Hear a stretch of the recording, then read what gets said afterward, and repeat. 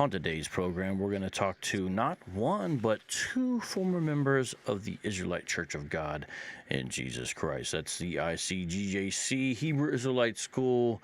And this is the show where we serve the underserved and look into the overlooked. Let's introduce the man who made this possible, Mr. San Miguel. Muted. But hopefully you'll unmute yourself. Welcome to Street Apologist Live, my man. Okay. Well, I guess he dropped off. We'll see you again a little bit later. For the first time, though, we have... Oh, okay. Now you're... All right. San Miguel, welcome to Street Apologist Live. I encourage people today to subscribe to your channel because you do some good counter-cult work in regards to the Hebrew Israelite spectrum, and you're the one who made this interview possible. I appreciate that. Thank you for setting it up. Can you introduce today's special guest, San Miguel? Yeah, thank you for having me, Vocab, and what's up to everybody on the channel. I'm back on vocabmalone. And we're doing this again. Yeah, I want to introduce a good friend of mine from Minneapolis, Minnesota, a former chief priest who's making his first appearance on vocabmalone's channel, Mr. Gerari. I forget the Hebrew name that he used to go by, but he'll probably be better off telling you himself, man. You know who he is. Gerari, welcome to the stage, man. Here he comes. Here he comes. Welcome to Street Apologist Live, ex-chief priest Gabar Ahwar. 20 what's plus going years. on, everybody? 20 plus years. Is that right? No, I was right at 19. 19. Yep, I came in February 2001 and left out in 2019 February. Okay, let me change it. I had 20 plus. I'm gonna change it right now to 19. So yeah, we got 19. You give me extra stripes up in there. Yeah, we don't want to do that. How did you make it the chief priest within the ICGJC? What happened with that? I mean, that's just their process. After a while of being in there for so long, they kind of started taking the men that had been in there in certain positions for a while, and they would elevate them up. That came in, what year was that? 2012. 2012. That's when the year of the Israelites. So he had to have his order of chief priest and all that set up in every church, getting us ready for 2012. So the year of the Israelites, when all the tribes were supposed to come in, and that didn't happen. That aged very badly. So that's really but what no, he just said. over time. Oh yeah, 2012 was another failed prophecy of the ICGJC, where there was supposed to be hundreds of thousands of the northern tribes coming in from all over the place. Well, we do have a member. When that prophecy failed, we got one member of the Northern Kingdom. We got one member of the Northern Kingdom right here, Mr. San Miguel. Mr. San Miguel, I know, but what did they tell you What did they tell you that you were when you came in? Yeah, I was told I was from the tribe of Simeon. Somebody that they used to always use as a 10 tribe kind of correspondent was Saint Ivan, because he's supposed to be from the tribe of Ephraim. And I always looked up to him as like this forerunner, somebody that was the speaker for Tazadakia. And we all know that he's now turned, his back on that. He spoke out against it. Shout out to Saint Ivan. I'm still in touch with him. A good dude that actually used to be caught up in all of this too. If anybody knows who I'm talking about. Yeah, he's been on the program. Shout out. Yeah.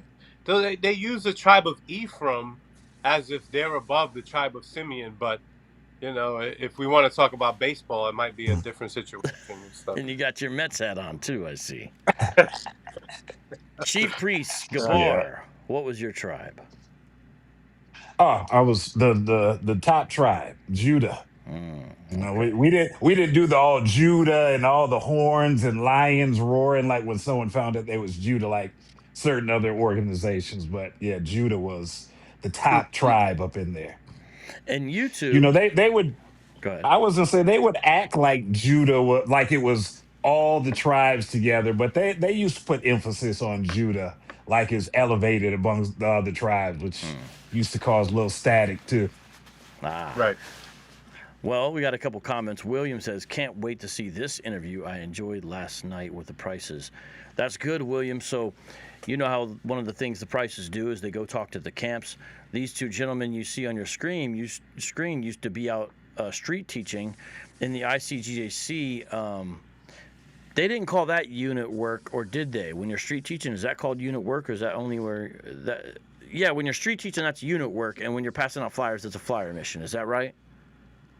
With us, we called it unit work. In ICGAC, it's called unit work. Street speaking was called street speaking or camp. Okay, so unit work is a flyer mission. Yeah. Yeah, handing out flyers or just talking to the people. Okay, okay, And we had was something called a correspondence list where your pretty much goal is to get them signed up and you keep calling them and emailing them till they come into a class. oh, Yeah. okay, Right. Yeah. all right, all right. We would have a clipboard, and we would ask for their phone number or their email or both. And sometimes they would give out just their email, and we had a correspondence department that would have to send out emails and say, "Hey, this is the ICGJC. We want you to join the a class. This is our classes. We have classes on Thursdays and Fridays from 7 p.m. to 10:30 p.m. and then Saturday mornings we celebrate the Sabbath from 8 a.m. to 3:30 p.m. and then we go out and we did the unit work and street speaking. But there was always a difference between what unit work was. Unit work is handing out the flyers. We have a clipboard. We'll take down your information. We'll call you, and we'll have a correspondence that will follow up with you. Street speaking was more like we're just out. We set up camp somewhere. For example, in Orlando, we set up camp where we would have IUIC kind of like infiltrate our campground, and try to take over we would have like wars on, which property or which corner belongs to who and who was here first. Specifically with IUIC. Yeah, we had a brother with IUIC, Abba Yal. People know who he is. He's one of the top brothers with IUIC. He went from Orlando to Oklahoma City. Oh, he was in Orlando back then when you were in it. Yeah, he showed up to one of our camps before. And Kanai was down here in Orlando with his half black, half white wife. I think she was the one that was actually from Orlando. So Kanai was out here, and then I think Abayel learned from him, and they set something up. They started, back in like 2007. He came up to one of our camps on Americana Boulevard in Texas Avenue Okay. in Orlando, in the hood. And he confronted us about the virgin birth. And he was saying how we're wrong about the virgin birth. So like we had similarities. Our beliefs, we had the same 12 tribe sign. Right. They even call Jesus Christ Yahweh. But back then, and I don't know if they still do today, they would teach that Jesus Christ was not born of a holy birth. Yeah, they still say that. And you guys at that time were Mhm. teaching the virgin birth is real. So they confronted Right. you. Right. Yeah. So that's a big difference that you could find between a lot of the camps, the different groups in the Israelite community. William says, yeah, Bishop Kanai was in Orlando. My uncle talks about him a lot. William has an uncle who is currently in IUIC Orlando. Mm. Shout out to William. Now, Gabar Kamanja has a word for you. Says, thank the Lord you are free. Now, when you left the ICGJC, would you say that you adopted Christianity? Would you say you became born again? What happened in your spiritual life when you left the ICGJC? I mean, you come to a lot of understanding of how pretty much about 90% of what you were taught in the BHI camps is all false. That's like the first thing you find out as you're trying to kind of hash through and see what's what and what is truth and what was just, fabricated nonsense that they made up. And you start finding out, like, all right, this is not truth. This is not accurate. This translation was, used to manipulate because, they're big on the King James only and all Mm. that. So where I was at, like I said, I still stick to, the Bible and its manuscripts, but I'm still on a search, I would say, as you're really getting a gist of what's really out there. There's a lot of information out there. So I wouldn't say I'm just stuck at one thing, but I'm just deprogramming a lot of that Hebrew Israelite nonsense that we learned. So it sounds like believe in God, believe in the Bible. Your opinion, your understanding of Jesus Christ. What's that? That he's still the Son of God. I still believe in all that. Just trying to get more understanding of, you have a lot of understanding with this preterist understanding that's out Mm-hmm. there, partial preterists and all that stuff. So I go into it with a lot of brothers. I believe you had the brother Nicholas Johnson on here Yeah, good a guy, good while guy, ago. really Yeah. good guy. So yeah, I had commented on there. I was the Soldier 12 is kind of one of Oh yeah, the yeah, yeah, yeah, yeah. aliases I go by. Right. So yeah, me and him and a few other brothers, we go into all this a lot of different scripts and stuff as we deprogram and all that. And I'm kind of in the middle with a lot of the understand these brothers put out. So, Understand. but yeah, pretty much my understand my belief in the Bible as far as the God of the Bible and all that hasn't changed. It's Okay. just understanding more so of the what's what. Okay. Well, it sounds like you're talking about some eschatology as far as what you're working through. Hopefully we can talk more about that. I know people, they come out and they land in all types of different ways. And I have a couple people giving shout outs in the live chat here. We got Grant. What's good, everyone? Back to you. And Willie, another former ICGJ member, says grace and peace. Willie, we are working on having you on later March, so I'm looking forward Oh to it. yeah, yeah. Yes. You got to Yeah, get we talk Billy we on talk we talk to Willie all the time, like I said. So all the yeah, time, that's man. a lot of us still keep in contact, Good, good. members that make it out Okay. and trying to Yeah, make sure yeah. people don't join other cults and Right, and all that's that good. stuff. That's really good, by the way. Willie's somebody that I used to speak to back in 2006, 2007, man, Hmm. 2005. Like he goes way back.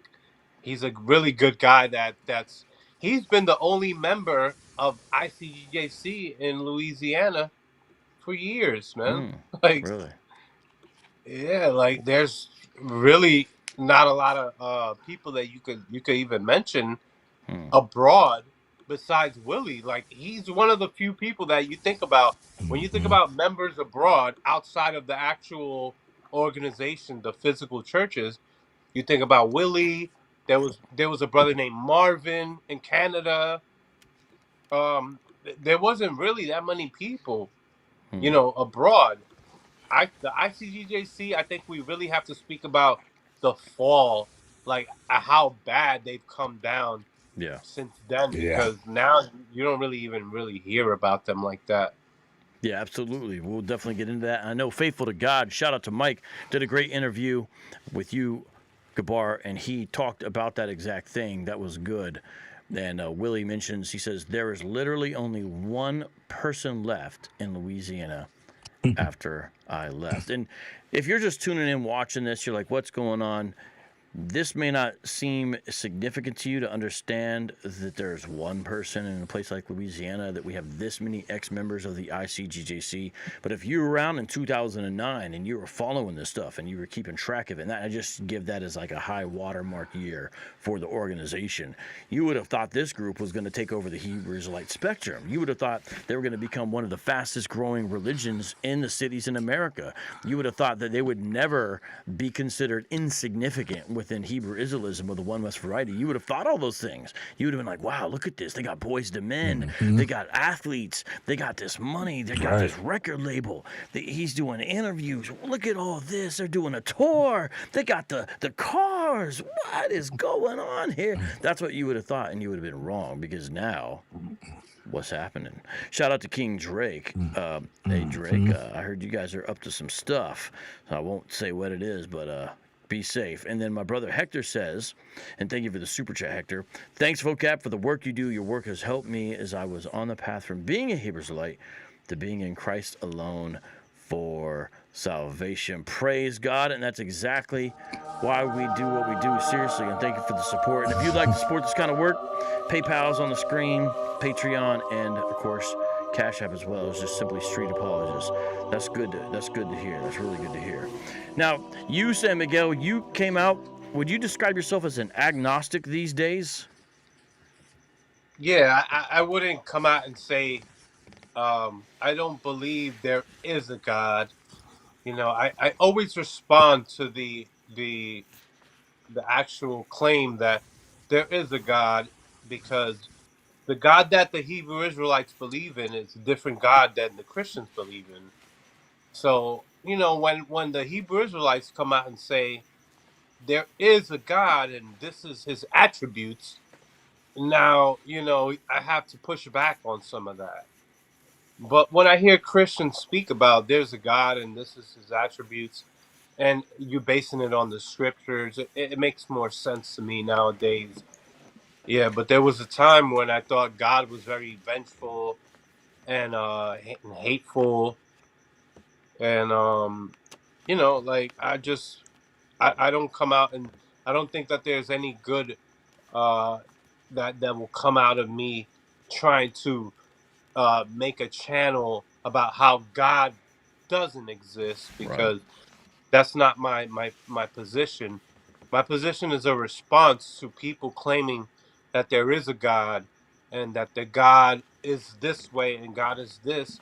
So I always respond. I make it clear to people that my position is a response to a claim of what their gods are, you know, what people believe God is. And it sounds like you still have some questions about the Bible, about Scripture.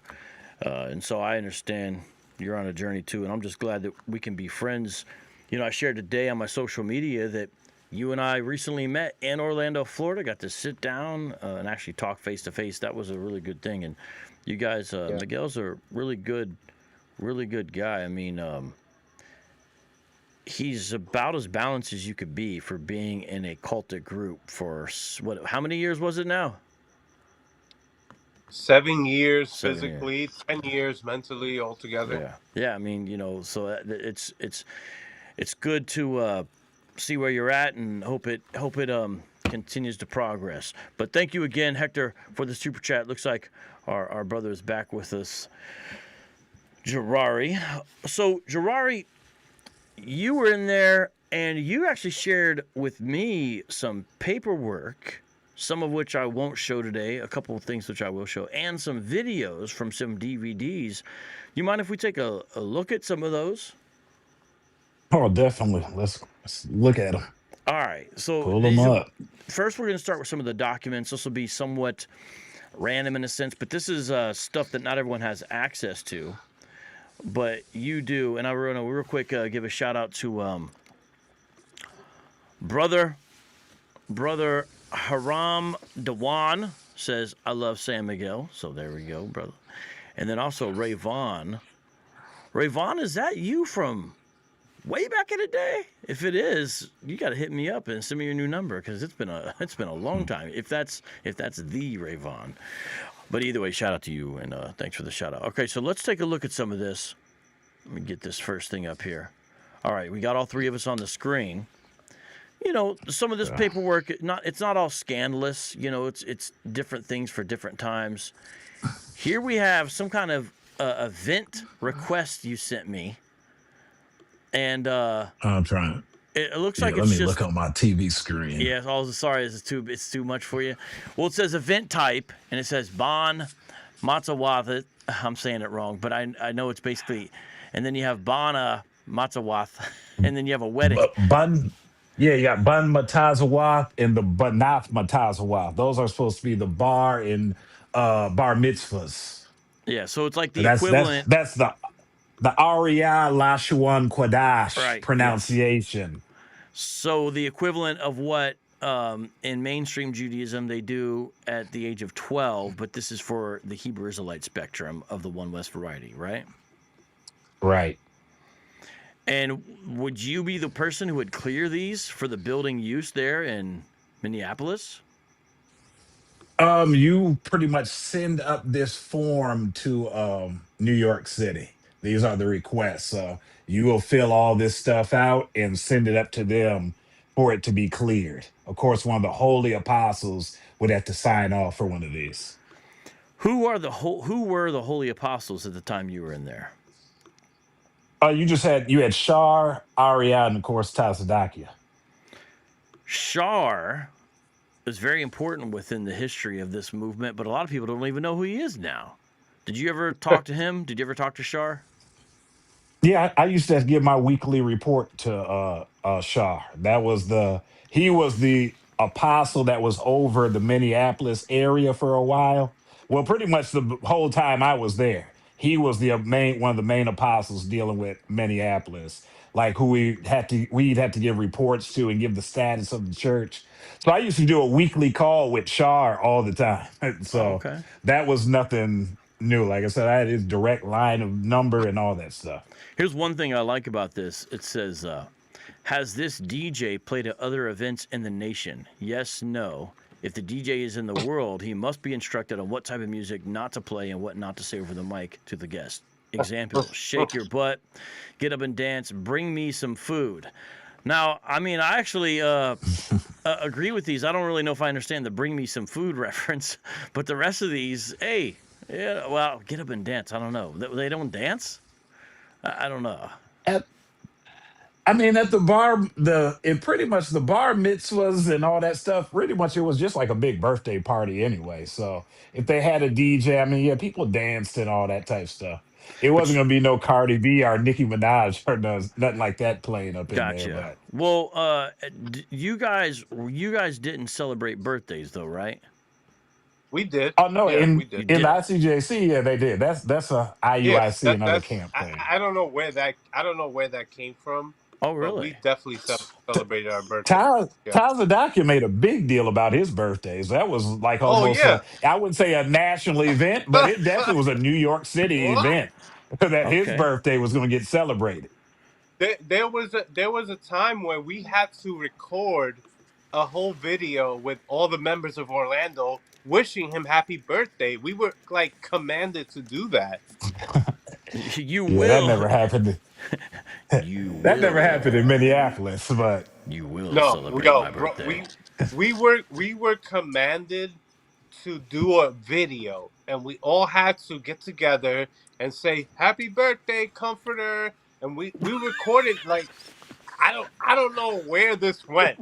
I don't know where, like, like sometimes as a video editor, sometimes I get content and it goes nowhere. And I think that's what happened with this because it never went anywhere. I never seen it anywhere, but I promise you that there was a time when we were told, "Yo, Orlando, we gotta congratulate Tazadakia," and it's so narcissistic, it's like acknowledge me, you know, like we did. His birthday was May 25th. He was He's, born on no. What was it? May 30th? I forget.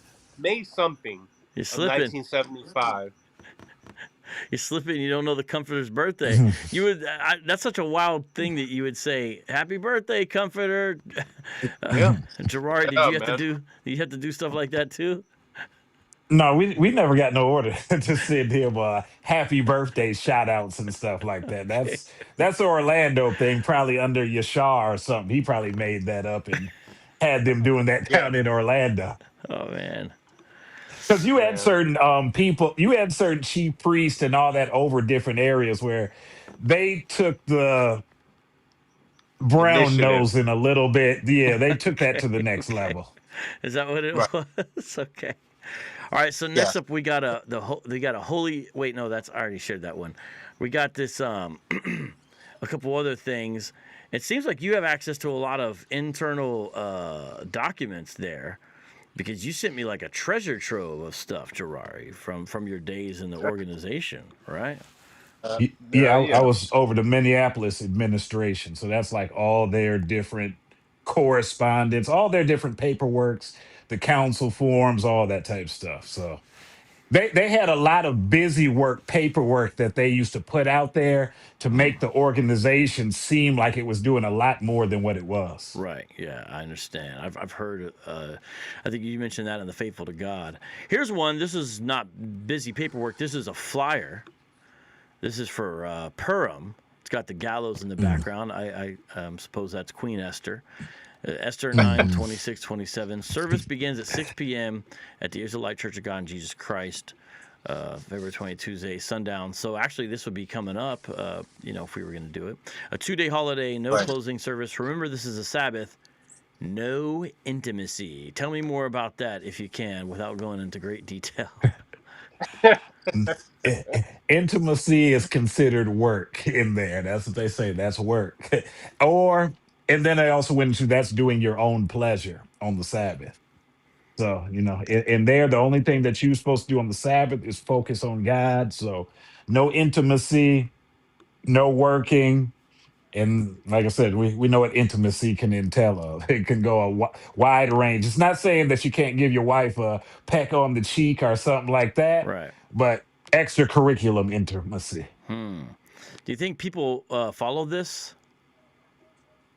Some did, and some would just come in because in the ICJC, and that is different from like other camps like IUIC. They don't teach the rules of like ceremonial uncleanness like we did, like women on their menstrual, and when men, as they say, the seed of copulation releases.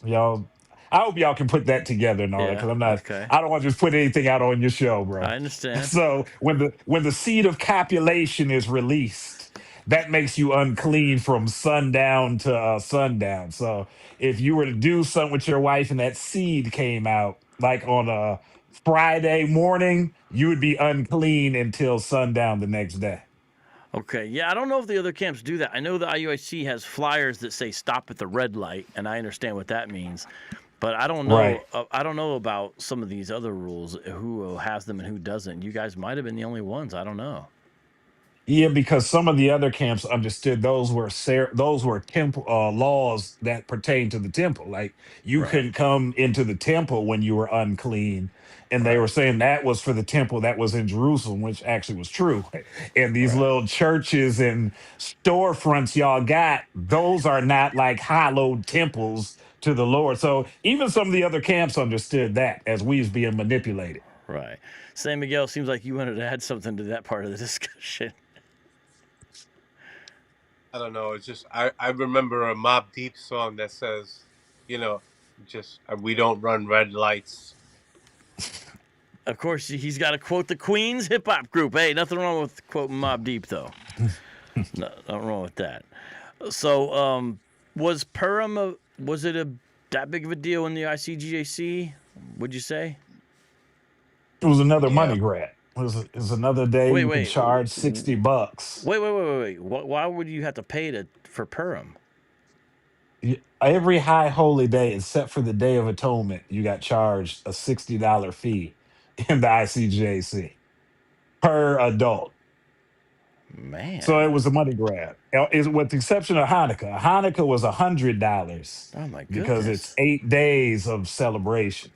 So you might But have got Jeez. that on the but faithful but to but Purim and Hanukkah were not in Leviticus chapter 23 as part of the high holy days. They were actually something that was added later on according to them, Mhm. but they would tell you we stick to the laws, we stick to Leviticus, but you won't find Purim and you won't find Hanukkah in Leviticus chapter 23. And you won't find Mhm. those kind of charges. Now, let's take a look at your garb. I want to see if you can explain to us if you can kind of break down the symbols, perhaps, on this. So everyone, this is Mr. Girari, aka as he was known back then, Chief Priest, Chief Priest Gabar Ahwar. You got the number 42. Can you explain the significance of that number and why it's on you twice in two different symbols? Can break it down a little bit what you were wearing here. Tell us who you're Yes. wearing, like they do on the red carpet. No, that's just decor right there where it's on there twice. Mm-hmm. But the 42 was where he took that from a verse in Revelations where it goes into the 42 months, I believe, of what is it? It goes into 42 months of the Gentiles treading down the holy city, something I believe. He took that and used that to represent the end of Satan's kingdom, is what he did, the number 42. Oh, so So the 42 42, would remind you guys are about to be ruling. exactly. So his 42 chief priests, those were supposed to be a group of men that was supposed to come in and wreck shop on the world of wickedness. That's the way he presented it at first. And at first, it was just supposed to be 42 chief priests, just specifically. And out of nowhere, you just start noticing the number just kept on increasing to the point where we had like 100 something chief priests at one point. And then he started saying the number was symbolic, and that's what it represents is the end of Satan's kingdom. That other little red, white, and blue thing, that's like the dove with some sun behind it, some light, and a bunch of shields of David around it. That's supposed to be just the comforter's seal. That's just something he made up. He never even explained what that thing was about. So So you're wearing it the just looked it comforter's. cool, So you're wearing the comforter's seal on you there. pretty much. Okay. And then, like I said, and that garment right there was that's a $1,200 garment right there too. Say Just for what? those people that want that, the people that want that chief priest position, that's a $1,200 garment right there too. God damn. It only costs about $50 to make when you go to Joann's Fabric and get all the material and all that, but they charge you $1,200 for that garment to be paid Yo. up front too before you get it. The last two Passovers I were there, brothers were they were struggling so bad to come up with their garment payments because the garments range anywhere from $500 to $1,500. The apostles they had to pay $1,500. So you had brothers struggling with coming up with their garment payments. And New York actually started at the Passover because that's when you get your new garment. If you hadn't Right. paid your garment in full at the Passover, you didn't get a garment. You was sitting around there, walking around there salty and either a old, actually you couldn't even wear your old garment. You just had to At put on first, all black or at something like first, that. at first, they would allow you to get your garment, and then they put you on a debt. They put you on the national debt, Yeah, where oh yeah, we'll give you your garment, but remember, brother, you owe us. National debt. yeah. Oh yeah. Yeah, They had there a, was a debt. they There had was a list of brothers, and they owe. They kept track of how much money was owed, and it'll tally on your garment, your your family day picnic. You know, Mhm. there's high holy days, and then on top of that, there's your family day picnic. There's three family day picnics every summer that has nothing to do with the high holy day, has nothing to do with Leviticus chapter 23, but you were commanded, it was mandatory that you would pay $60 per adult and $20 per child, 12 years old and under, 25. 25, 12 years old and under. And if you didn't come up with that money, yeah, you could go to the picnic, but they would tally that that debt and Right. make sure that, oh, we know that you owe $25 for every child that you brought at the family day picnic. And the all Jeez. ranks, it was mandatory that you go. You gotta throw that in there too, because you had brothers start to just skip out on the family day picnics because it cost you too much and the food was mediocre. And then he's seen that like brothers ain't coming to the family days. Now it's a mandatory order. You must come to the picnic now. Okay, okay, my goodness. I mean, Thou shalt eat the hot dog. And that's what was going on up in there. all beef, Hebrew National. 1,200, but we're in poverty. How did this happen? Says New Song of Israel. And Mayan says Payment plan. yearly payment plan. And William Oh, wants yeah, they to had a know. payment plan. But Yeah. that's Yeah. William wants to know: are they Louis Vuitton or Gucci garments? Like I said, Joanne fabric, Joanne bottom, Fabrics. Joanne fabric. Bro. That's what you get. Wherever Michael's they get Arts their and Crafts. manufacture from. Mm. And they were very cheaply made garments too. Let me add that in there. After a few washes, your garments started to fray. Your fringes, after your nice little Uh, fringes, those would start getting all fuzzy and tattered up. And guess what? This dude had the nerve to implement. It's called the Master Sergeant of Arms, whose job it was to go around and inspect brothers' garments, these cheap made garments. So it was all the setup all the way around. Oh, you're making me depressed, man. Because It, I wonder if they're still instituting these things. Because guys, we hear about these things now, but like, there's people that are actually affected by this, and it's really sad. I mean, you guys were affected by this, so it's just, yeah. it's just, it's just sad, man. Like, I wouldn't be surprised if they're still instituting some of these things, because if you came to Uniwork and you put your garment in the wash, and your fringes might get messed up in the wash, they'll come up and tell you, like, brother, you got to take care of your garment.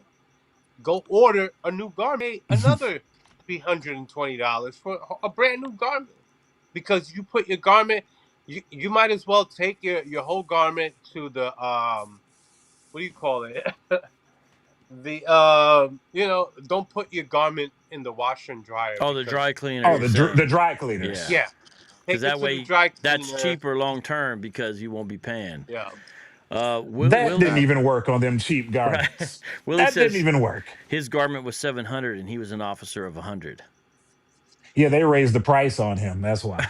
Oh, The officer's jeez. garment used when I was in there, the officer's garments was $500. So they raised the price on him after I left. It says if you don't set up a payment plan with the so-called apostle over the Treasury Department, you get harassed about it. You had to pay a minimum of $100 a month until the garment was paid off.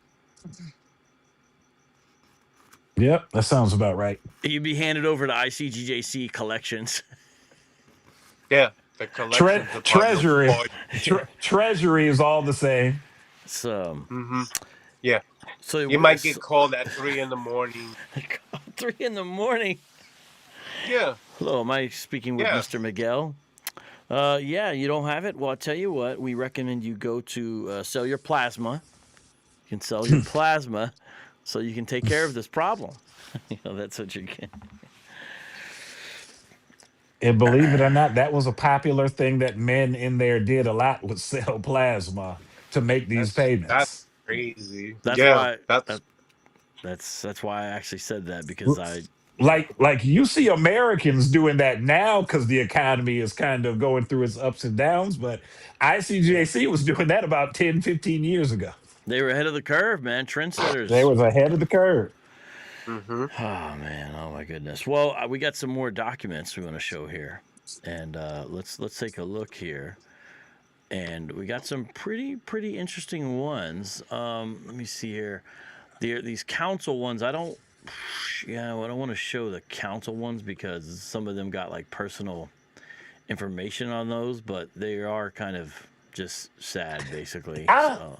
I don't think I sent you any too like graphic ones because there's some crazy stuff that people used to have to put on council forms. I think I sent pretty much just regular personal stuff, but yeah, Yeah, hold off on those no, right no, you're now. right. It wasn't graphic or anything like that. I just wanted to just kind of leave that out is all. They Right. weren't anything bad like that. Okay, so let me switch the screen here. We're gonna go to this screen right here. It's gonna take just a second to flip over because these are Word docs I'm going to show here. Let's see how this screen looks here. Okay, let me make this a little bit bigger.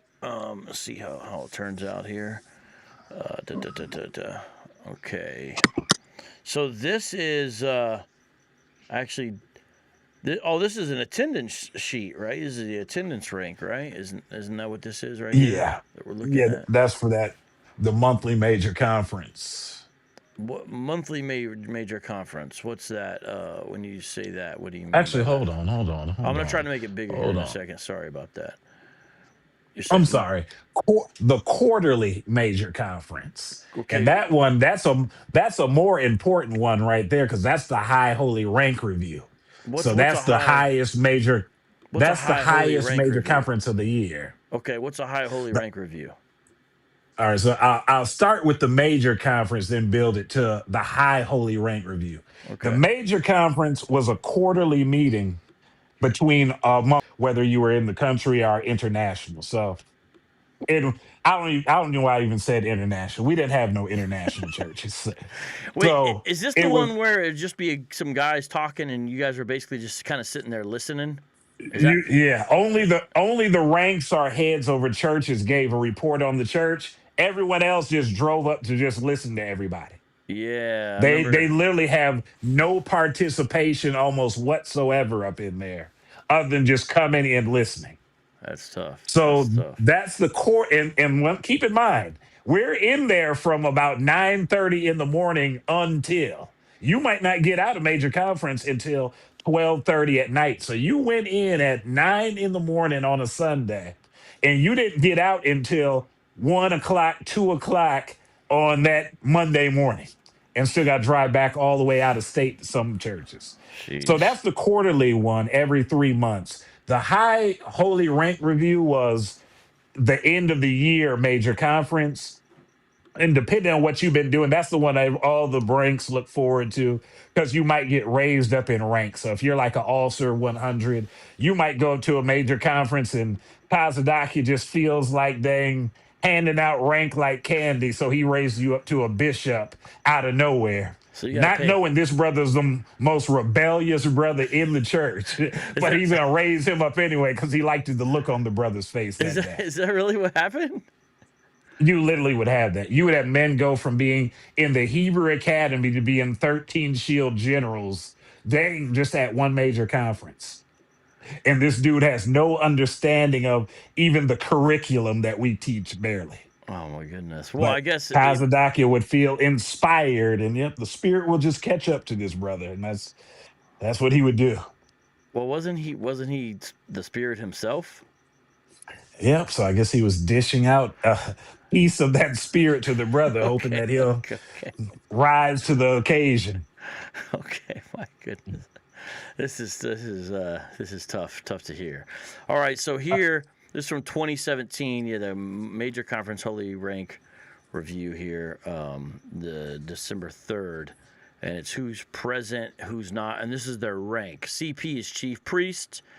13 shield, or is it 13 star general? 13 shield. 13 shield. Okay. No, we deal with Captain. shields. Okay, I thought so. Captain of 13,000, captain of 13,000, top officer of 5,000, officer of 1,000, recruit, perpetual recruit. What's that?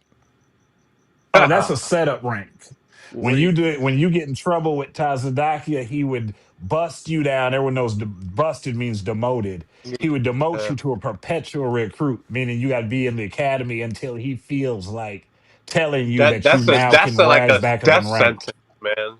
Yeah, yeah, pretty much. That's like you've been reduced to just field slavery, dang, pretty much as a Hebrew, a perpetual recruit. You Because can't now even everyone move can tell up. you what to Like do. there's nothing you can do where you can move up. You can work as hard as you can to try to impress him, and you like he wants you to impress him.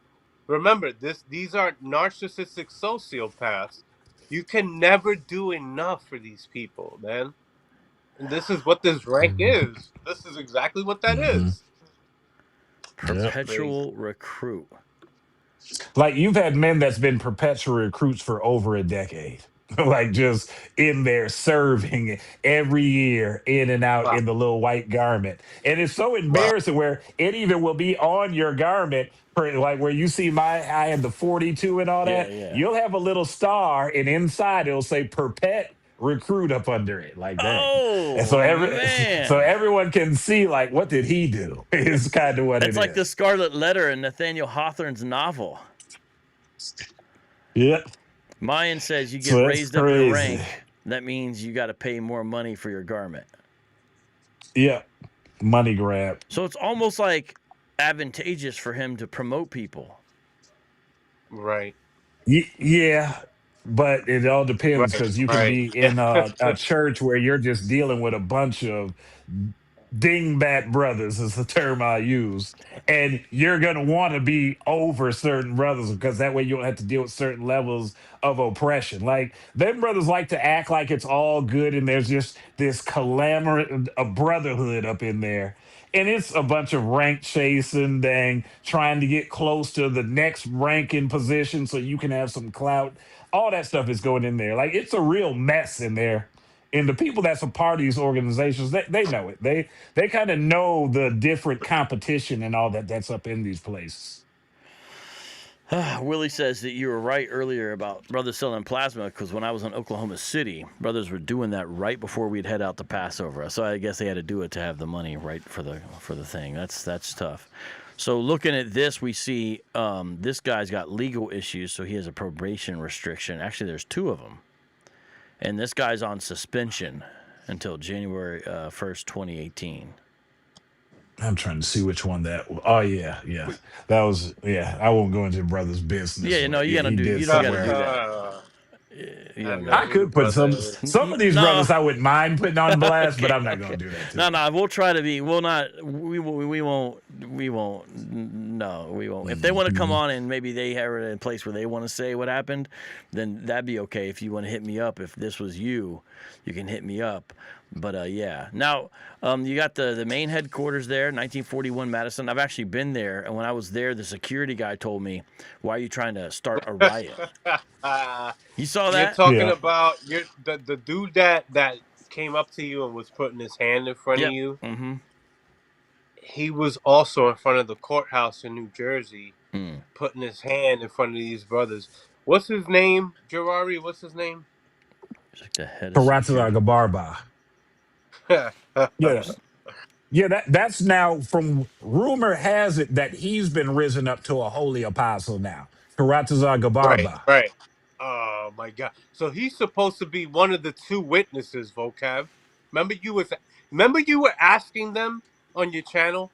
Well, who's the other witness? If Tazadaki is one of the two witnesses, Right. it's actually this cat that was putting his big ass hand. He's like 6'4". This cat actually learned how to read up in the ICGJC. There was a time where Breed. he didn't know how to read, bro.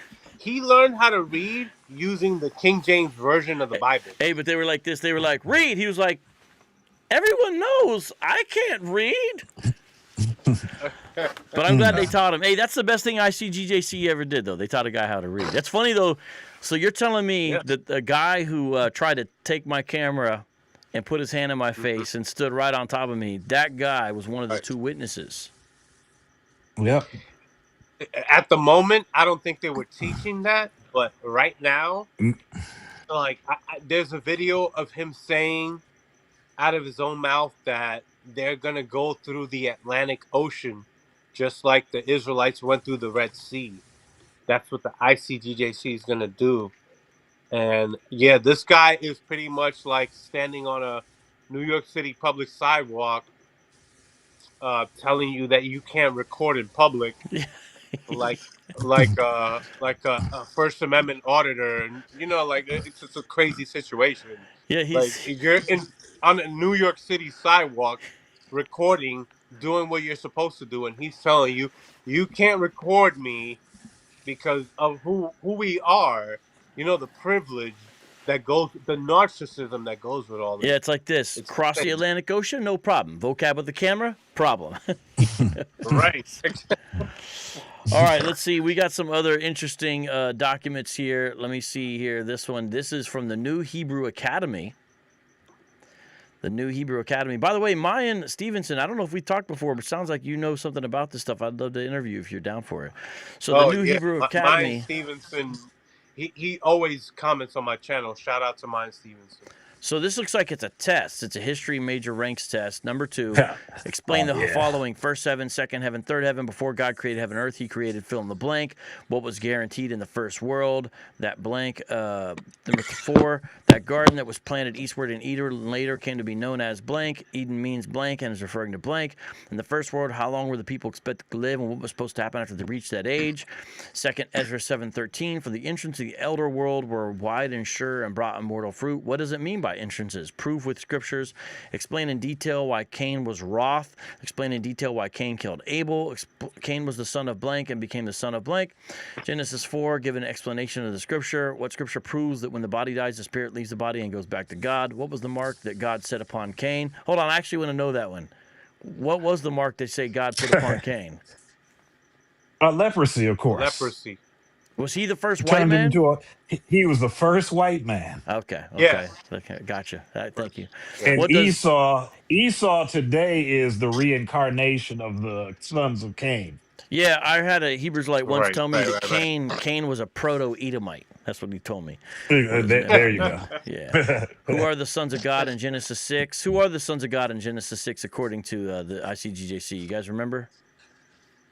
That was the sons of Adam, I believe. Oh, okay, so So they had all the a. sons of Sons, the sons of sons of Adam. Okay. We've also got what was the kingdom of Babel called before it was called Babel? Explain the purpose of Cush. making brick. Forgot that one. Yeah, I would have failed it. I would have failed this test today. You got to revoke I don't. your 42 off your garment. No. They would already say if they see this, they're gonna say, "See, the spirit has left him. So the spirit left him." So Yeah. that's what they tell y'all.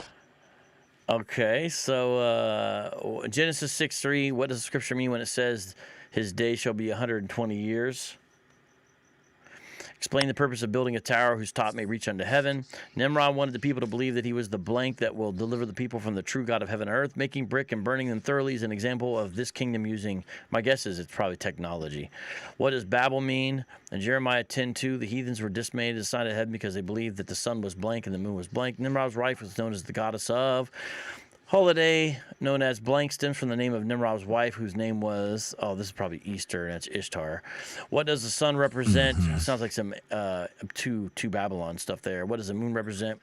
Ezra 42. That's exactly what they're going into. Okay, yeah. 12 The parts. 2 months. Tammuz and all that stuff. List the 12 nations that would have their time to rule. Revelation 11:9. The people with kindred tongues. So what does it mean? Oh my goodness. How long is this test?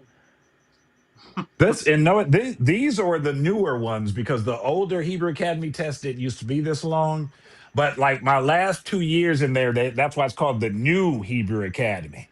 They switched it up, and pretty much the whole curriculum became the studying of Tazadakia's DVDs and lessons. It went from basic scriptures like you see a lot of camps teach, where they'll tell you go into the color scriptures or go into the slavery scriptures or who is Right. salvation for, the two types of Gentiles. That used to be the curriculum the ICJC Hebrew Academy used to study under. And like after the raid, when they raided in 2016, I think Taz just took on another level of paranoia. And that's when he really started trying to clamp down on, if you're not teaching what he's teaching, if it's not coming from a DVD, you can't even teach it no more. So they changed up the Hebrew Academy, and everything consisted of his DVDs and lessons from that. And you really just see the teaching of brothers really start to get watered down way after that. Like, it didn't increase. You literally see them like being less sharp than other camps when he implemented this. Okay. Well, jeez. Okay, let's since you mentioned it, I know I got the spreadsheet up here, but Since you mentioned it, let me switch screens real quick here. Shout out to the live chat. If you're just coming in, we are talking to two former members of the Israelite Church of God in Jesus Christ. That is the original continuation of the old One West school, and it's very important within the history of Hebrew Israelism. And there was a time where it seems like they were going to be the only camp, or the biggest camp, or the most important camp. And obviously that's no longer the case. And the gentleman you see on the screen, Gabar Ahwar, was actually a chief priest in the organization, in the ICGJC, and he just brought this up, so I guess maybe you can talk a little bit about it. They were raided in 2018. Were you still in the organization then, and what was your response? Yeah, that was I believe the last raid. And the response was it was just an eerie feeling up in there at that time, where it's like they were really trying to spin it like it's the Babylon attacking the church, and they're trying to see they bring the church down, and everyone's kind of looking like, well, the church is still operating. This kind of sounds like they came from you. But then when a call had came to all the ranks where they wanted them to come up with like $1,000 bail money for him and Tazapawan, and that's where I think it kind of just you seen people really starting to kind of start making up their mind, like, no, it is. Am I going to ride this thing out? Am I going to start looking for an escape plan out of this place? And I think that's kind of where a lot of us just start seeing like, no, this is not what he's saying this is. And it's time to wake up. A lot of us were still fearful and all that. You had people just slowly trickling out, but it's just eventually you just start seeing like these prophecies are not coming to pass. And it seems like the evidence against you is pretty significant right now that there's some corruption going on. So Also, that's kind of just how I this was thinking. this did affect people in there, including you, the raid. Yeah, definitely. Definitely. Now, like I said, you had some areas where they actually came to certain churches out of state, like Omaha, and I think they went to a church either in Philly or Baltimore, or at least a couple of congregants. But we didn't hear anything else like from the law enforcement or the aspect here in Minnesota. It's just like you just start kind of digging and seeing what was out there, and you start seeing a lot of what they were saying did make sense as far as a lot of the money being mismanaged and all that. You had the Injustice League out doing their thing at the time. Real quick, can you explain And what the Injustice League is? I mean, I know, but the live chat will not know. What's the Injustice League, real quick? the Injustice League was a group of former members that were put out unjustly, so that came together later and really seen this place for what it was, and they started doing videos exposing a lot of the different secrets and cover-ups and corruption that was going on in there, and then just questioning and just putting out the question with brothers and sisters, like we know, like pretty much letting us know you know what's going on up in there. You can see it with your own two eyes. You know something's not right up in there. All you need to do is dig and read a little bit, and you'll see that this place isn't right. And that's what they were putting out there for about 2 solid years, where they did a lot of damage because all people act like they weren't watching those videos, but people in the church were watching those videos. Looks like San Miguel's back. Thank you, brother, for joining us. Got a couple comments I want to share with you guys. Willie says they made the new Hebrew Academy virtual around 2020 during the pandemic. We took all the classes on conference calls. That took up my entire Sunday and had to take tests on their NHA website. That's the new Holy Apostle website, right? New Hebrew Academy. Oh, sorry. And then Mayan says, you'll get in trouble if your understanding didn't come from Tazadakia, and says you literally can't think without Tazadakia. Yeah. Also, I just wanted to say about the Injustice League, since it came up, they actually were working with the FBI, because Nisha Delgado was married to, or was a so-called wife of Tazadakia. She had a lot of inside information that we didn't know about as members, Hmm. as captains and generals, and whatever rank we had was insignificant to the rank of a wife. This Right. is nothing compared to that. So these Right. people that started the Injustice League, actually, a big part of that was Nisha Delgado, Jerome, the Voice of Israel. And these people had a lot of inside information that they were able to work with the FBI, you know, and take down Tazadakia. Like San Miguel TV, I just had like scriptures. I had a story, an interview with a former so-called wife of Tazadakia. That it sounded similar to Nisha's story, but they were able to actually trace down, bags of money and the van, the ID that was found, tithes, envelopes of tithes that were found in a van that's supposed to be, belong to the ICGJC, and they were trying to hide that information because that van was actually under the name of a member that they were trying to use that member to hide. Tazadaki was trying to use that member's van to hide all this information in the van. You know, a lot of A stolen van at incriminating that too. information came out. I heard there's a bunch of used prophylactics or something like that in there. I don't know if that part's true, Yeah, a but lot of contraceptives in there. And like I said, you got to throw that in there. He literally stole a member's van and just took it. Had it for almost 10 years, just sitting in his black icon parking lot. hey, it And was the title and everything is in this whole he nother brother's name. he thought it was like Jesus, where you just go take it, and if anyone asks you, just say the The master. master have need of The this. master has That's need it. of The your master have van. need of this. Shout out to Yeah. Larry for the super chat. Everyone subscribe to the Believers Breakthrough podcast. I'm going to be on it at the end of March. We're working on a live interview. That brother hits the streets and confronts IUIC directly.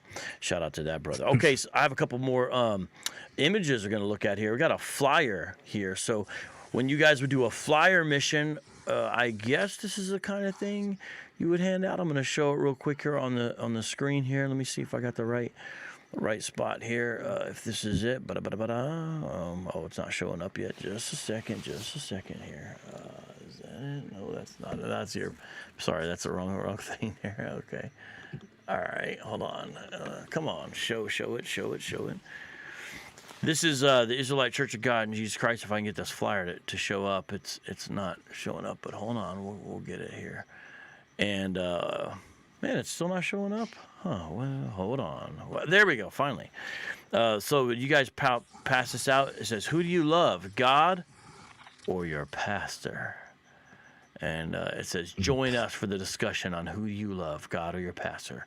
12 to 5 p.m. Sunday, November 13th, 2016. Minneapolis, downtown Central Library, room 402. Any questions? Contact us. Oh, and that's your email. Sure is, ain't it? There's a Lord 2K. Yeah, I mean, that's Oh, your yeah, name. that's me right there. Yeah, And you that got would be me. 2K in there as well. Then you got 2K. So would someone contact you and they would want to come join this discussion? What would you tell them?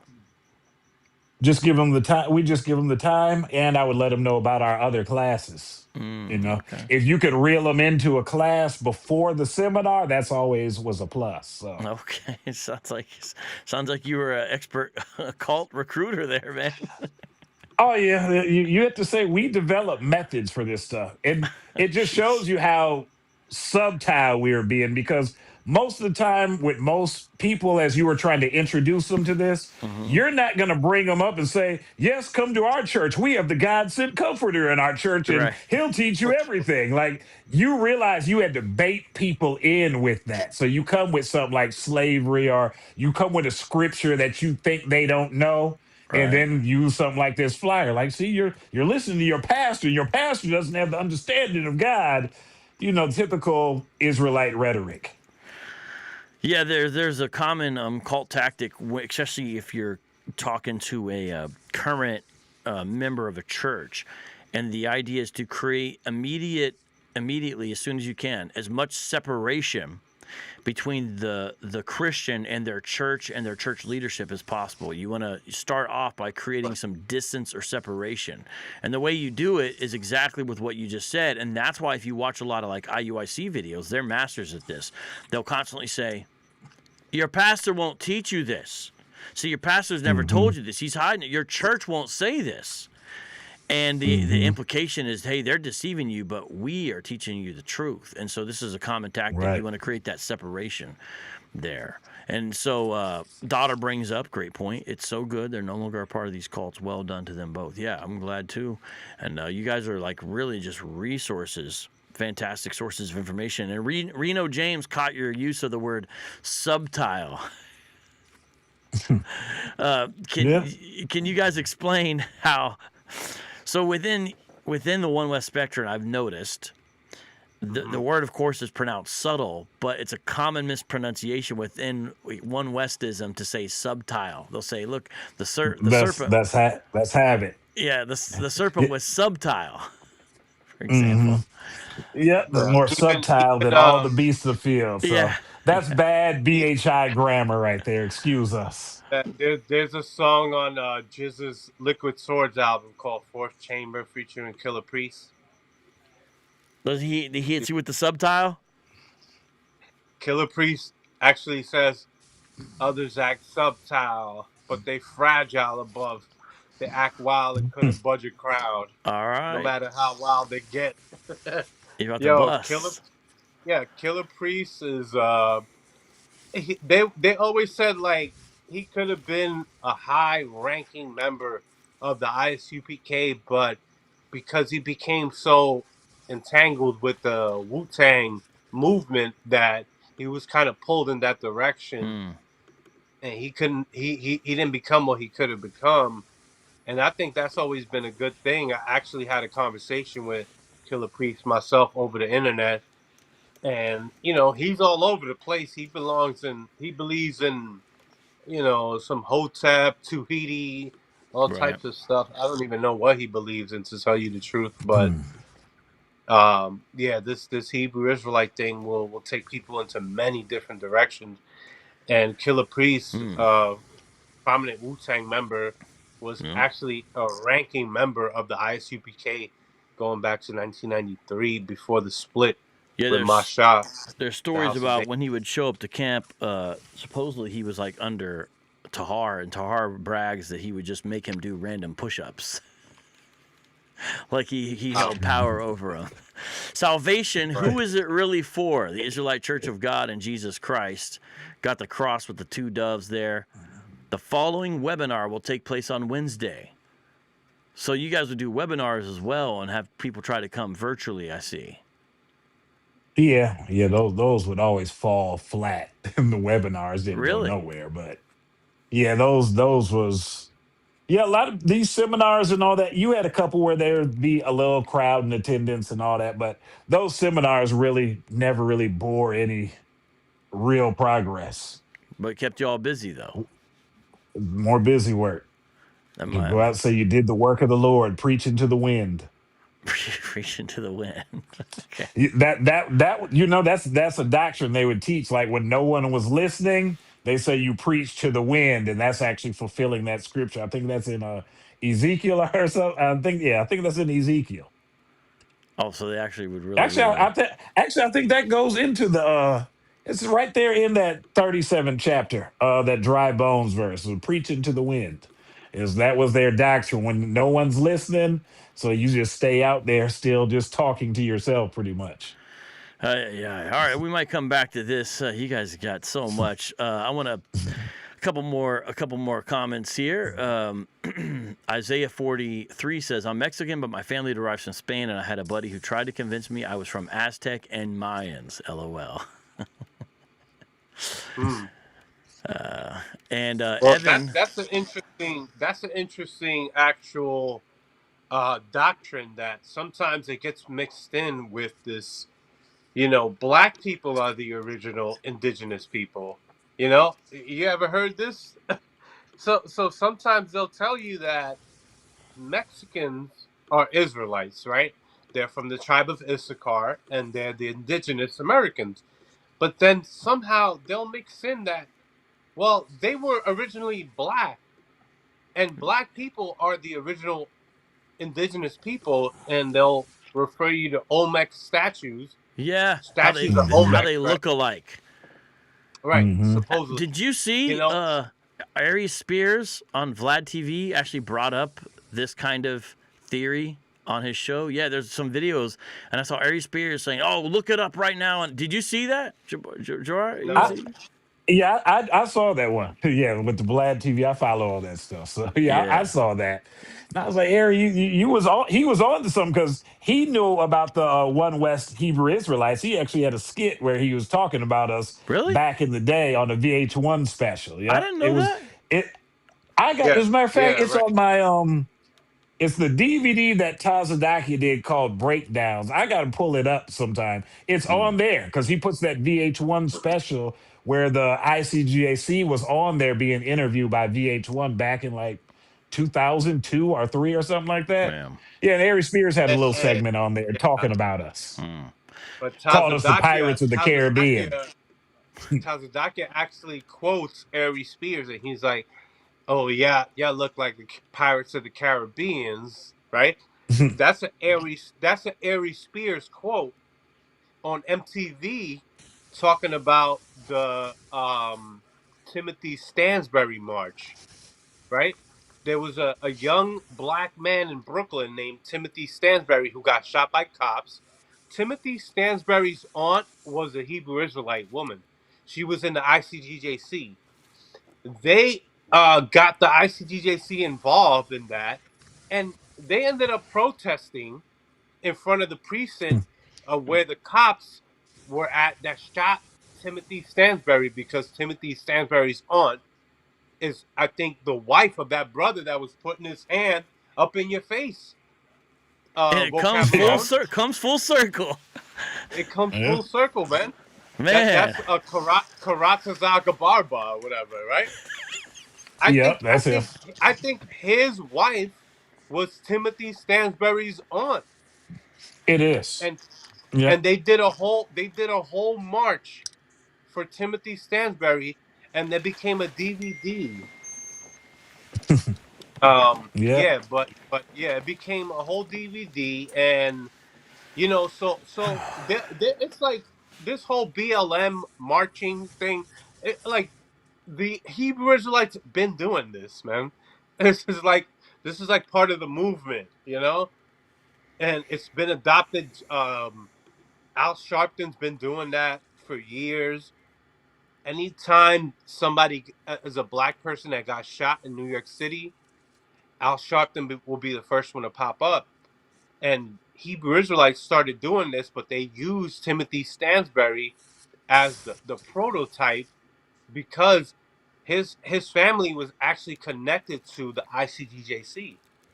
Wow, man. So I if you didn't look know up this. Timothy Stansbury, he was shot by NYPD, and the officer was exonerated. Like Hmm. it was like, okay, well, he feared for his life, and he shot and Yeah, killed Timothy because Stansbury. There was no justice. remember that Yeah, that no precinct justice, was no supposed to peace. be cursed and like burnt to the ground because of what they did. So that precinct was supposed to catch hell behind that. Remember, because the prophets appeared on their step and prophesied against the precinct, and Right. I almost said the precept is what I almost said, but the precinct, and The nothing precinct. came up Right. out of that. Right. But keep in mind. The ICJC has only done 2 dang marches in their whole Israelite careers. The Hmm. Timothy Stanberry, and then when we marched down to the White House and put on Right. that damn sham after the place got raided. Yeah, because that's what ended up happening. That when they did Right. that, we They went down they, to they Washington D.C. I've heard that they marched for Yusef Hawkins or whatever. Have you ever heard of him? I heard that was Yeah, the I didn't. first. Yeah, that was like 1989. I heard that they were there with Al Sharpton, and it's funny because Al Sharpton's headquarters was 1941 Madison Avenue, so they Yeah, kind of like. they shared a office for a while. I heard, which is very very Hmm. interesting. Timothy Stansbury was Charar Watagazabara's nephew by marriage. Okay, there you go.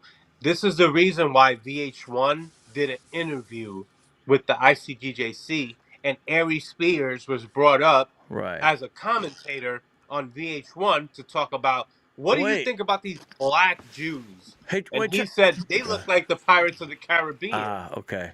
Yo, Hmm. Eva Stansberry's in the live chat and says I'm the auntie. There Yep, you that's go. her right there. Go. There you go. Yeah. Yeah. And she says nothing but painful, scary, insane memories in ICGJC. Such Shout, disrespectful Yeah. shout, shout out lies, to Eva Stansberry, man. She's been in my comment section for a while. families Nothing but love divided to you. and divorced in that place. Counseling is a must when you get out that place for you and your kids. I totally Yeah. agree with her up on that too. Totally. Oh Yeah. A man. lot of She's a beauty. people, a lot of people don't really realize coming out of some, especially the ICJC. I can't speak so much for some of these other ones, but I'm sure it's similar. It is good to go and get some good counseling and support system coming out of there. It's not good to just go out and you just, all right, I was in a cult for however many years. Life goes on. Like a lot of people Yeah. are not recovering well coming out of this Right. place unless you have a strong family support system, therapy, counseling, all that. She's totally right upon that. Yeah. Well, Yeah. Much sister. love to Eva Stansberry. She's been in my comment section for years and speaking out, and I've never really been able to interview her, but I've got a lot of information from her just based off the comment section. I'm telling you. Much love to you, sister. We love you. Eva, thank you for sharing, and I would love to talk to you as well. So many people to Sure. talk to have these important discussions. But Yeah. if you're Yeah. willing, let us know, and you'd even talk to all of us if you wanted. You know, we can have a great panel. Yeah, Yeah. seriously, man. On a lighter note, I don't a lighter note. We have Funny Fab says I got to give the poll to Genesis. Let me share this poll real quick here. This is fascinating. Now I think they're making a joke saying Genesis because the poll is what is the true historical continuation camp to the One West School? I know it's kind of a wordy question, but what I'm saying is of the original One West School, which was called the ICUPK, I'm saying what's the actual technical continuation? Not in spirit, but literally on paper. And the answers are IUIC, 14% say IUIC. And then I have Israel School of Tanakh. It's kind of a trick question there. 5% say that. Then I have the Israelite Church of God in Jesus Christ, 38%. The number one answer is ISUPK, 43%. ISUPK. But Yeah. that's not right. It's ISUPK for sure. All No, day. no, no. What's the literal continuation? It's the ICGJC. It's still the Oh. ICJC.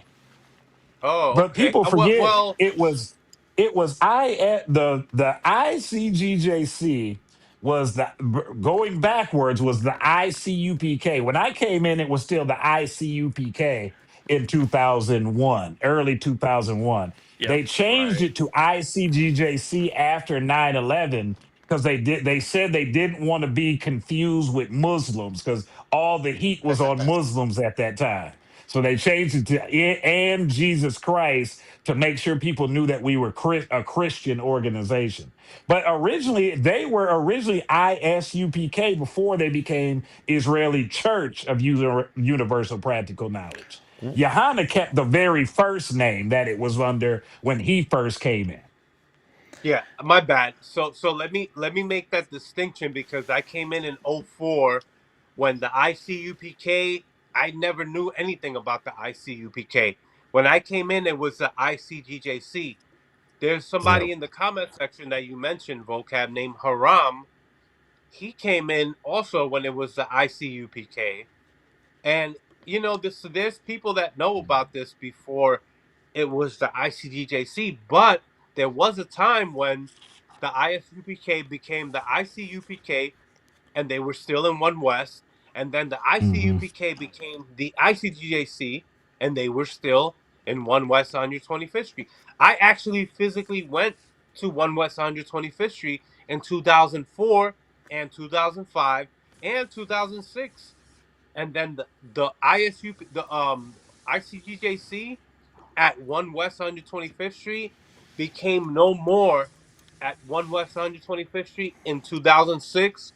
By 2007, there was no 1 West 125th Street, the actual physical school. But I was in there in '04, '05, and '06. I've been to classes in 1 West 125th Hmm. Street. Now it's a Shake Shack or something. It became an Applebee's first. It's no longer a school or a church, but It's a but little yeah, my bad. confusing. It's that's okay. Another And that's failed prophecy too. yeah. But that is why I wanted to have that poll question so people can learn some history. As Willie points out, ICGJC is the original ISUPK and formerly known That's over as my Paul. ICUPK. In Mayan comments, people don't know that because generally Yahanna took the acronym. So that's why IUIC, once in their Purple Rain diss song, made fun of him and called it the refurb version. And Right. sometimes Abu will refer to it as the Neo ISUPK. And so That's that, a Mhm. lot going on there, for sure. And I got a super chat from Bear Jew, another lighthearted moment. He says, Vocab, glad your trip to Israel was good so we could program you. I will be in touch with you for the next phase of your training. Thank you, Bear Jew. And in all seriousness, Bear Jew, I want to get you on with a rabbi named Moshe to talk about some of the elements of anti-Semitism happening within certain segments of right-wing conservatism. So that's actually a serious note, but I know who that is, and that's my friend, and it's pretty funny, actually. And then we have another historical comment. One West became ISUPK after Abba Bivens' death, then ICUPK in the early 1980s, if I'm not mistaken, and then in the early 2000s, Israelite Church of God in Jesus Christ, then in Jesus Christ years later. Yeah, Right. there Yeah. was some speculation that at one point they had changed it to church just for 501c3 tax status purposes away from the title school. It's a lot going on there. And there's two other people I got to give a shout out to quick. Larry, thank you for the super chat, brother. My brother Larry, and also Ham Sunshine. Guys, I think it's time for us to play a couple videos that Gabar sent me. Are you guys ready to review a couple videos? All right. Oh, let them rip. All right, here we go. Here's the first one. Let's play this video and give some commentary on it here. Hold on, I'm going to turn this up. It's a little quiet on the audio, so you guys might want to turn just this part up, and then the gentlemen are going to comment on it. It's only a 35-second video. Listening closely, though, everybody, please, as much as you can. My name is Soldier Karatazar. Personally, about the truth of the fact that the healing power is here on earth, and it resides with God's holy apostles and chief high priests. I can testify to that personally because 3 years ago, in December of 2001, I was the victim of a car accident, a rear-end collision of God and Jesus Christ. And I'm here today to testify personally about the truth of the fact that the healing power is here on earth, and it resides with God's holy apostles and chief high priests.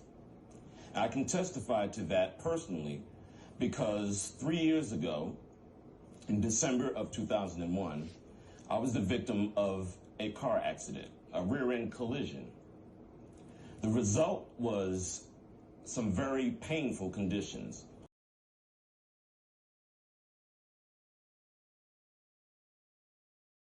So, the video goes on, Gabar, to say that Jermaine Grant healed him.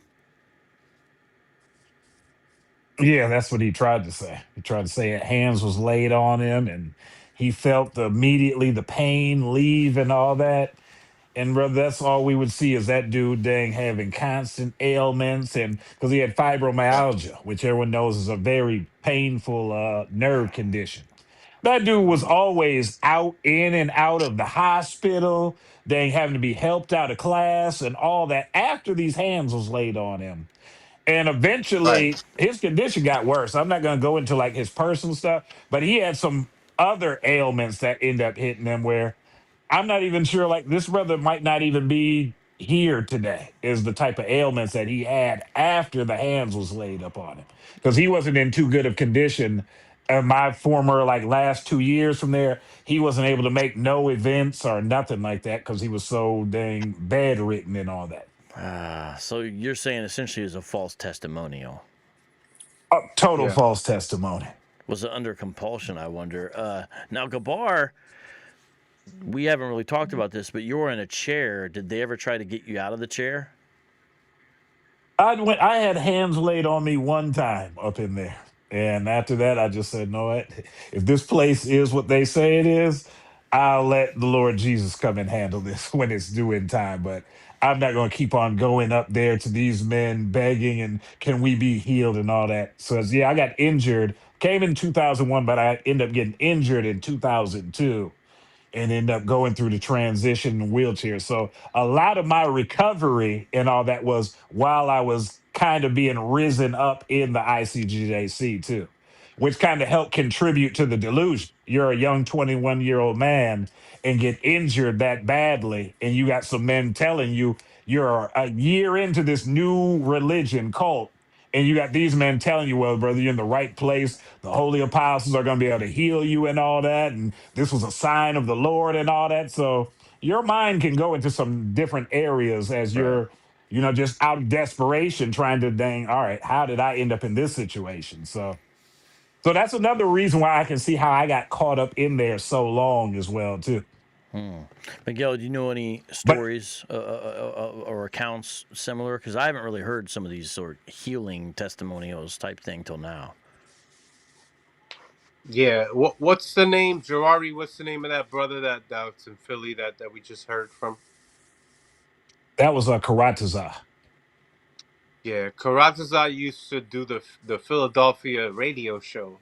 Okay. Um, so I was actually cool with him. I used to have his radio shows on CDs, man. I used to listen to him constantly. He has a very like radio sounding Right, voice. right, right. And then when I first met him back in like 2012 or something, no, it was probably like 2009 or 2008, and I got to speak to him. I didn't know that he was going through all these health issues, but somebody told me like this brother is asking about you, and I was like, oh, I know who this is. This is the Philadelphia radio show guy, So we're at the Hmm. Passover, like at the Passover, people were like looking for people that we heard about. At least I was, because I would be in contact with people like Willie, who was in Louisiana. And he would come out to the Passover, and people, and he'll be checking for me. And this brother Karatazar was one of them. I didn't know at the moment what he was going through, but I definitely heard about his fibromyalgia. I heard about him having some type of issues, and all of a sudden, like, he just couldn't do the radio shows anymore. And where that thing was like a constant, like a weekly event, Hmm. it just disappeared.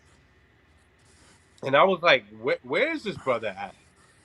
Then years later, I was like, oh, I remember he had hands laid on him. Right. He was supposed to be Hmm. healed, but he Hmm. was so bad that he couldn't continue that radio show.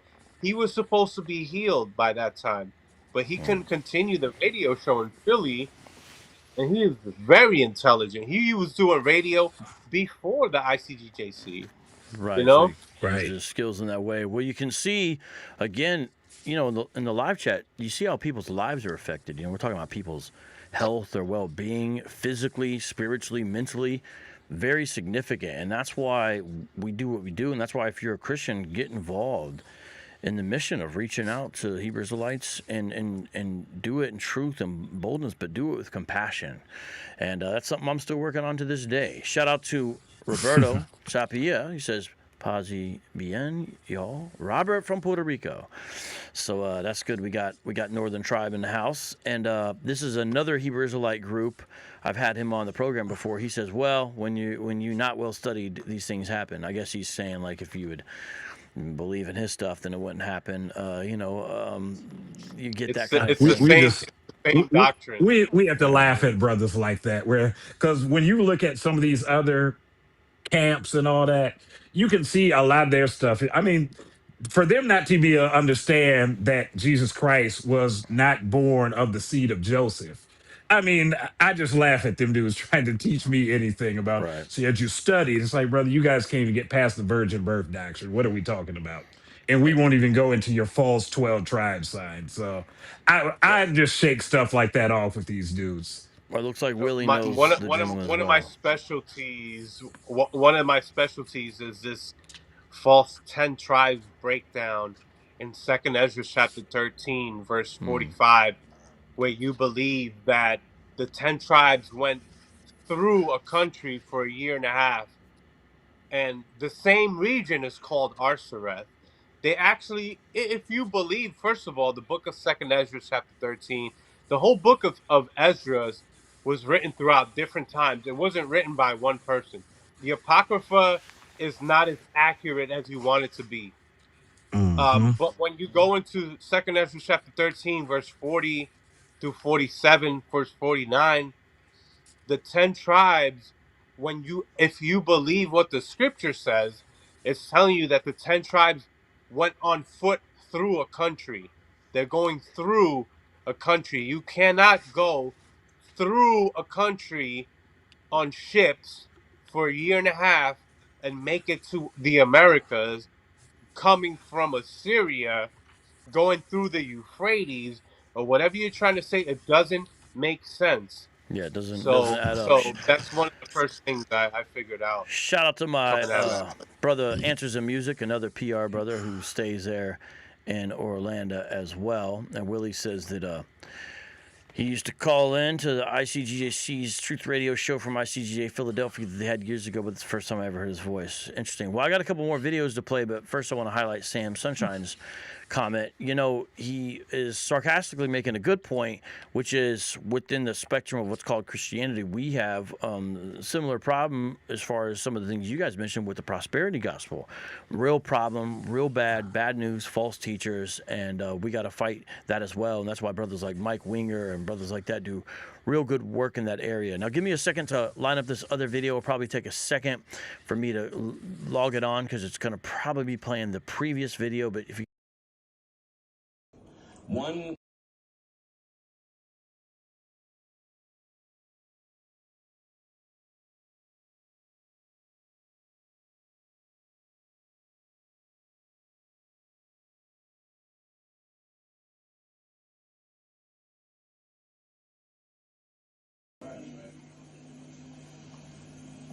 Get all these different people that rose up, these Yahwehs, and all these different people that rose up with their understanding. What happened? The Most High smashed it. Whatever happened here, the most that ever happened was when the people got negative, didn't want to follow Christ, and left. Nobody went to jail that was calling themselves God up in there, right? Like the Yahweh been Yahwehs. Everybody understand that? So we have a prosperous history that shows that the Most High is with this house. He also said what? That you cannot destroy it. He said the gates of hell shall not prevail against this house once he established it. And the only thing Satan haven't been trying. Some of y'all been witnessing the tries of Satan, the trials of the devil to destroy this church. And it's one thing every rebel organization have in common. Every brother that get up and leave out of here, he got something in common with the rest of the brothers that left out of here. What do they all have in common? Okay, so that is Tazadakia, who was the leader of the Israelite Church of God in Jesus Christ, ICGJC, which both Gabar and San Miguel came out of. And he's trying to misuse where Jesus says, I will build my church and the gates of hell will not prevail against it. He's trying to use Prevail that against it. in regards to the ICGJC, but of course we are seeing the collapse and downfall of the ICGJC right in real time. And Tazadakia, of course, died of COVID April 1st, I believe it was 2020. So, you know, that's what's really going on. But Gabar, can you explain why did you think that was an important clip to send? Because you sent me that a while ago, and now let's hear your commentary on it. Yeah, just like he was given the example when it comes to like your Yahweh ben Yahwehs and all that. He used that as an example to say something like that will never happen up in this place. That DVD was shot back in like 2004 or 5 is when that DVD came out. So here it is 10 years later, you are now going to jail up on that. I was trying to find another part on that D where he actually hints on that, where he's talking about as far as how the leadership will continue on. And he was mocking the followers of Yahweh ben Yahweh's congregation because everyone knows he died from stomach cancer. And he's saying how they are saying that's the persecution. And he's using that mockingly. They're now suffering the exact same thing the Yahweh ben Yahweh Temple of Love congregation went through. Your leader has died. He actually got caught up in a scandal and went to jail first. And before he was sentenced, he was died of COVID. And now you have your congregation doing the same thing the Yahweh ben Yahweh followers are doing, waiting for someone that's passed away to come back and deliver them. That's a great Same point. category. Sam Miguel, you have any commentary? I don't know if you were able to hear that clip with Tazadakia, a.k.a. Jermaine Grant, for the live chat, where he was saying, hey, that hasn't happened here. And now, of course, the point that Gabar's making is, well, that all has happened here. Yeah, it's something that I brought out before, where somebody that's saying that they're dealing with God is now being persecuted, and he basically was he pled guilty, so he was going back to his congregation saying that they couldn't deal with me. We were fighting off, with our lawyers, which, by the way, he hired a Jewish lawyer. Mhm. Well, I forget his name. If you can remember his name, Left Uh, Court, General let Left court. Court, right? Which he was used by Irv Gotti before. A great lawyer, actually, and he actually represented Jeffrey Epstein before. A lot of people don't know that he was a counselor for Jeffrey Epstein before. And he pretty much, Tazadaki said that who was ever persecuted, and have we ever been persecuted? Have we ever been sentenced or whatever? Tazadakia is now dead. Before he even went to jail, he passed away, but he pled guilty to get a lighter sentence. If he really wanted to fight the real battle, he would have took it to court. But what would have happened if he would have took it to court is that all of the negative information about him would have come out. Right. All of the discovery, what's known as discovery, which is available to both sides. Mm-hmm. Once you go to court, discovery's available. It would have come out, but when you do a plea deal, that prevents all that information from coming Right. out. That's exactly what Tazadakia did. Right. Some people think that he Mhm. died when he was in jail. Some people think Tazadakia was given a surrender date, which is very rare. That shows you how much great of a representation he had. Right. If these people, if he's so oppressed as a black man in America, he was convicted and was able to get 90 days surrender date, man. And then he caught COVID, and his date was extended. Even Lincoln Warrenton's date was extended, where everybody, you look at what was going on around COVID. People they were trying to avoid prison, and they were able to avoid prison. Their lawyers were able to avoid prison, for some of the most egregious crimes. Tragics. Tazadakia's Man. crime wasn't violent in nature. Right. It didn't have anything like that. But Right. to me, it was still something very Yeah, he's disgusting and very negative. misusing the people's money for his own pleasure. Meanwhile, you guys don't even have running waters in your school, and you got a situation where he's talking about being oppressed, and really, he's the oppressor. But let's watch another video because Exactly. he's oppressing his followers there. Let me line up this video as well here. Just give me a second. And all these different people that rose up, these been Yahwehs, and all these different people that rose up with their understanding. What happened? The Most High smashed it. Whatever happened here, the most that ever happened was when the people got negative, didn't want to follow Christ and left. All right, here's another video. Everybody understand. So that's where we come in now. The Lord had Israel go through that whole path. He had poured out his spirit upon all flesh. And then he said, I will what? Cause the apostles come forth last. Everybody got that? We the ones that got to do the job. We're going to successfully do the job because we doing it not by a message being sealed only in our members at night, but also by the complete understanding of the Word of God. We're the only ones that's coming this way. Does everybody understand that? We're the only ones that have come this way. Everybody did not have the complete understanding of the Word of God, but yet God still put the Spirit on them to give Esau hell. Does everybody understand that? Throughout the 60s, that was a turbulent time because it was time for Israel to go home. What did Esau do? To appease Jake, they gave him certain programs. Okay, so let's take a look at the commentary from two former members. In that video, everyone, before they comment, it's very important. The older man in red, that's Ariyah. If you look at Hebrew Israelism at all, the One West variety, you need to know who Ariyah was because he is the main promoter of the 12 tribes chart and Lashawan Quadash. They're sort of his brain children, as it were. There's some evidence Bibbins was involved, but it definitely goes credit, I don't know if we want to use that word, with Ariyah, and he used to be the main teacher of the old One West school. And according to our knowledge, he is still in the ICGJC, a very much older man. There were some rumors he had died earlier. Then that got walked back, so we're not real sure what the truth is about that.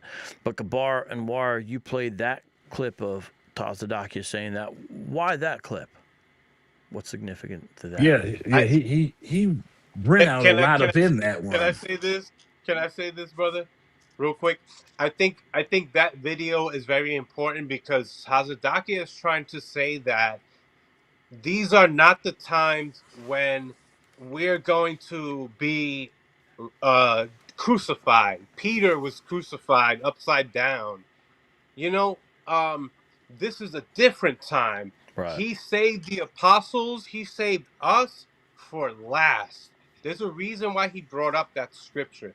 He's trying to say that this is the time where we're going to come with power. And all that oppression and persecution that you saw in the New Testament, what happened to Stephen, what happened to the apostles, that's not going to happen to us. This is what we were taught.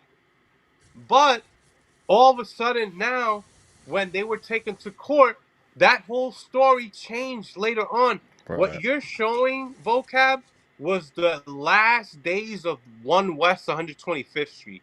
This is like 2006, right? This is like 2006. These are the last days of 125th Street. Then they started moving on to 1941 Madison Avenue, where you saw the big space with the big gold letters in the background. This particular video, they're still at 1 West 125th Street. Oh yeah, because you can tell by the background. That's that same background. You can tell by the background. Yeah, that's the same. Ben, I was more elaborate, but that's where Louis Theroux went and talked to them. Same place. Well, Louis Theroux went to 1941 Madison Avenue. Oh, he didn't go to 1 West. Oops, my bad. Louis Theroux did not go to 1 West. You're right. My bad. He actually mentioned the address in the video. Sorry, brain lapse. You are correct. Sorry about that. But Gabar, commentary on what Sam Miguel said about that video. Yeah, just same thing. That was the 1969 understanding. That was a lesson where he taught that the children of Israel were supposed to be released out of America in 1969. That's what that whole lesson was about. The 3 years and a half in Revelation and all that, all tied into Israel supposed to be being released. And that's what he was hitting on in that video of how they are now prophesied to come and deliver the children of Israel, and they're going to get the job done, and they're going to have the power to not be persecuted like the apostles were. But yet the leader of the church was raided, which they call their 9/11. That's what they call 11/1 is their 9/11. So the church was raided. People went to jail. Dogs came and defecated in the church and all that, like they like to say. And the leader went to jail and then eventually was healed, let them say it, because on their website, they say that Chaos and his minions, Chaos is like this little super right-wing FBI organization that Ty's just made up called Chaos. That Right. its sole job is to destroy the ICGJC and the Israelite movement and bring the world into chaos. Oh, That's a he whole was nother trying to say topic. it's kind of like COINTELPRO, but for Israelites. Right. Exactly. Oh my Yeah. goodness, man! I'm So they blamed his death on that. They said chaos and his minions may think they've got the victory. So I don't know what more persecution can come than your leader who's chosen to lead the nation of Israel out of captivity. They come and kill him. I don't know what's more persecution than that. So oh my it just goodness. shows that they're living in a delusion based off what he was chanting out his prophecy. Oh man, Right. this is all this is very difficult because you think about the people in there, and we had Auntie here, and just to circle back, real lives, real people, real souls. Daughter says, "Glad you're out, Auntie," and we also have "We love you, Eva." So we'd love to hear from you, and that's a lot there. Oh boy, shout out And Crystal. if I may, just what y'all was saying as far as he wasn't convicted of no violent crimes, but it was well, no, you can't say that because there was men that he actually put hands on physically up in there, like Right. literally beat a couple Right. brothers down up in there that wasn't following his orders and all that. Because he was kind of a So big there guy. is He was like a heinous big, intimidating crimes. guy, right? He was an overweight guy. Tiles wasn't all that big. He was just big, like overweight for them early years. He started losing a lot of weight after the raid. Everyone said he Oh, looked like a really? whole different dude. The rumor was that he had like gastric bypass surgery or something like that, Yeah. was the rumor, because he lost a lot of weight real quick. He was probably on Ozempic or something. Yeah, yeah, and Hey, other things. wait, what? What? Okay, one more video. One more video from the Tazadakia archives. Let's check this one out here. And he shall give you another comforter. And he may abide with you forever. So now people see that. You're going to live forever? Well, yes, I intend to. I mean, why would you be in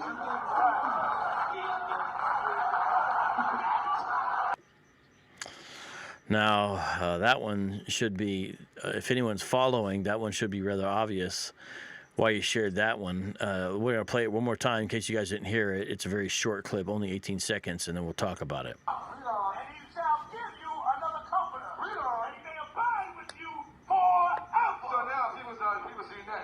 You're going to live forever? Well, yes, I intend to. I mean, why would you be in this?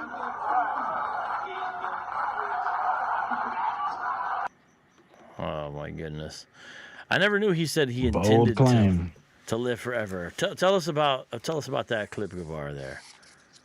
Yeah, I mean that's the proof is in the pudding right there. He said he plans on now they'll try and twist that. So he never said he would live forever. He said he plans on living forever. So that would be their damage control. All right. But we know what he meant when he said that. He had no. There's another DVD where he literally said he cannot be hurt. He said the Lord has let him know he cannot be hurt. He gave a story of angelic intervention of some angels coming and saving him one day when he was a little boy or something like that. And he was told he cannot be hurt was the words he gave in a whole other class. So that right there is proof of the pudding. He said, as the comforter, he's supposed to abide here forever, and the man has passed away. I mean, what more can you say upon that? Well, ladies and gentlemen, let me just share a brief kind of gospel truth here. So there you had a man who claimed to be the God-sent comforter, Tazadakia. Says he plans on living forever.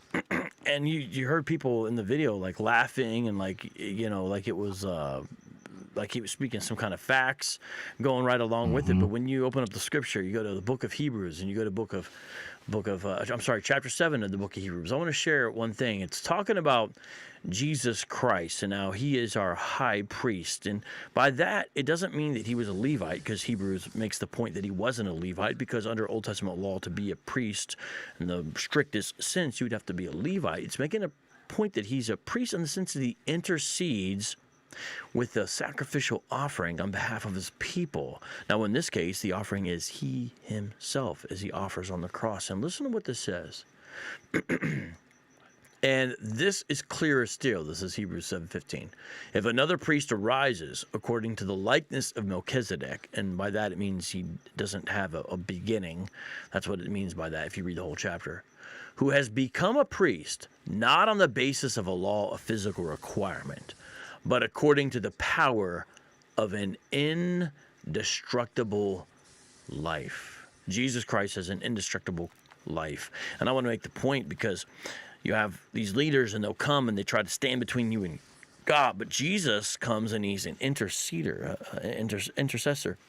and a mediator and an advocate on your behalf, according to 1 John, and he brings you closer to God. He bridges the gap. He doesn't put distance between you and God. And it says, it is attested of him, you are a priest forever, according to the order of Melchizedek.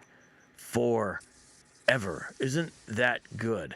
And so we have now that a priest who will never pass away. And that's why you go down to verse 23. It says this: the former priests, on the other hand, on the one hand, existed in greater numbers because they were prevented by death from continuing, meaning the priests of the old order, and this is why we're not under the old covenant, it's inferior. They would die and you'd have to get a new one. But look at verse 24. Jesus, on the other hand, because he continues forever, holds his priesthood permanently. Therefore, he is always able to save forever those who come to God through him, since he always lives to make intercession for them. He always lives because they killed him on a cross, but as was intended, he rose again on the third day. Death does not have the last word, and if you're full of Christ, death will not have the last word over you either. I wanted to share that. Let's get a final word from our guest. Gabar, first up, final word, my brother. I mean, also I would any members that may stumble across this, because they check out this stuff every now and then. They do. I just say it's beyond time to just wake up. I mean, Amen. you got to take yourself out of trying to put yourself in the story of the Bible and really just read it from a spectator. And you'll get a lot more understanding. Like, these dudes really feel they're in the script, fulfilling these prophecies from the Old Testament to the New. And you're just being deceived. You're being sent off by men that's been doing this hustle for a few decades now. Yeah. It's That's unfortunate. really all I got. Like you kind of caught me at a time vocab where I was like, well, I'm almost done talking about these guys. But I do see the need of still sharing the testimony and story because, like I said, brother that just woke up a couple months ago. Amen. Came from a show he was listening to from me and Miguel some Amen. months before. So I'm like, yeah, the message still does need to go out. Just like God ordained, the pain of Joseph was part of God's plan, and that pain involved being betrayed by your brothers, thrown into a pit, clothes ripped off, sold into slavery, put away, cast away, forgot about, then falsely accused, even though you're a slave, put into prison, and then lingering because people forget about you that should have remembered. And the next thing you know, you rise to the top by God's orchestration to the top of Egypt to not only save Egypt from famine, but surrounding nations, including Joseph's own family who had betrayed him earlier. And then in Genesis 50:20, he says that the devil meant it for bad, but God meant it for evil. Now, it literally says you, but I'm saying that's how it is ultimately, where you got the devil trying to do his thing. But as Martin Luther said, even the devil is God's devil, if you follow the meaning there. And he says, you, talking to his brothers, meant it for evil, but God meant it for good. And so that's important, because my point by saying that is, Gabar, God takes your situation that you had to deal with for 19 years and now can use that to bring out other people. San Miguel, I'd like to hear from you as well. Yeah, I mean, my whole channel was started, with the intention to just reach people that I love, that I think they didn't have that full understanding of reality. So you could believe that one thing is working in a certain way. Like, we didn't question Tazadakia, we didn't question the leadership because we believed that the wheels were working and everything was spinning in a certain direction, that it was working. We were working because of it, when really it was working because of us.